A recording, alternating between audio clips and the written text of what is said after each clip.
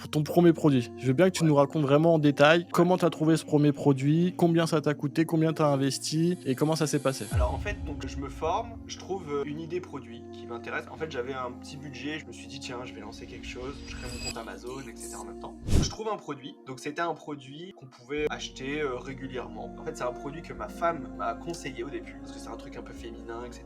Je regarde sur Amazon, effectivement, il y avait des ventes, il y avait pas trop de concurrence et tout ça. Mais on était sur un price point qui était très très bas. Donc on était en dessous de 20 € et en dessous de 15 €. Et c'est là où ça a été ma première erreur, c'est que j'ai surestimé le prix de vente de mon produit, et donc forcément tous les calculs que j'ai pu mettre en place, ah super, je fais 30% de marge, mais en fait le price point il est pas bon du tout. Je me suis enflammé, tout le monde vendait à 12-13 € et moi j'étais à 19,99 €. Clairement la différenciation elle était bien, mais ça justifiait pas un tel écart. Et en plus c'est que le packaging de mon produit était trop gros, donc les frais Amazon étaient trop gros, enfin y a rien qui allait. C'est comme tout, premier produit, on s'attache au produit, tu vois, donc je me suis cassé la tête pour faire une belle boîte et tout, des belles photos, j'ai pris un temps monstrueux. Je lance sur Amazon et finalement je commence à faire des ventes. Mais j'avais fait un prix très très agressif, donc en fait je faisais quasiment pas de marge quoi, donc j'étais un peu dans le rouge.